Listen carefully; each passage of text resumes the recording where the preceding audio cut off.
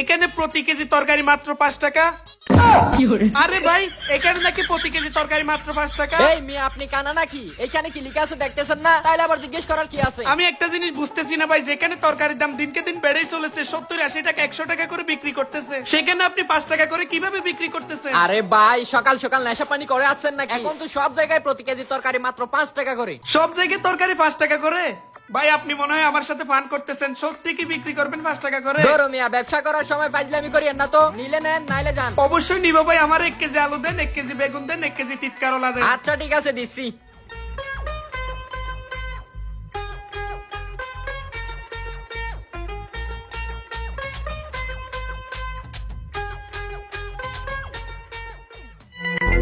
ভাই কত টাকা আসছে? ভাই 15 টাকা। 15 টাকা না? আচ্ছা ভাই দিতেছি। এই যে ভাই 15 টাকা, আর 5 টাকা ফেরত দেন। এ নিন ভাই বাকি 5 টাকা। আসি ভাই। আচ্ছা ঠিক আছে ভাই। আমি কি স্বপ্নে দেখতেছি নাকি বাস্তবে তরকারির দাম কমে গেছে? যাই হোক, আমার তো তেল নিতে হবে। যাই দোকানে যাই।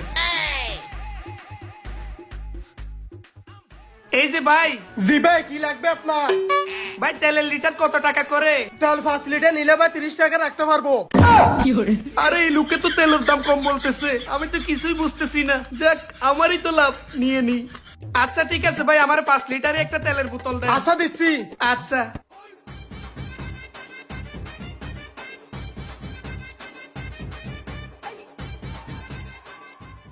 এই যে ভাই আপনার তেল নেন। ও আচ্ছা, কত টাকা ভাই?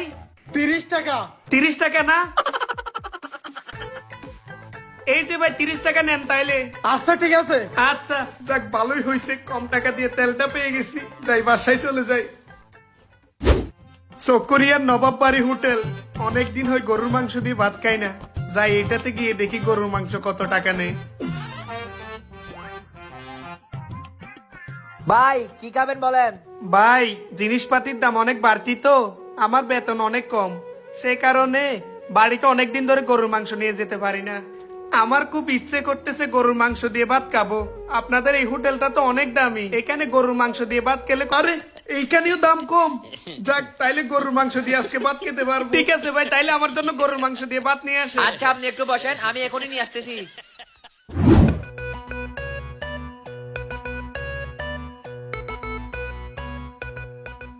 হ্যাঁ ভাই, এগুলাই খান তাইলে। ঠিক আছে ভাই। অনেকদিন হয় গরুর মাংস দিয়ে ভাত খাই না, আজকে গরুর মাংস দিয়ে ভাত খাবো। হ্যাঁ, এটা স্বপ্ন ছিল? তাই তো বলি, জিনিসপত্রের দাম এত কমে গেছে কেন?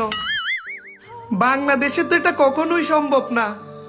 যতই সরকার পাল্টাক, যত যাই হোক, গরিবের বুক আন্টি কখনো কমবে না। যে জিনিসের দাম একবার বাড়ে, ওইটা আর কমার নাম নিবে না। দূর, কি যে স্বপ্ন দেখতেছিলাম। যাই, বাড়ির জন্য বাজার করে আসি।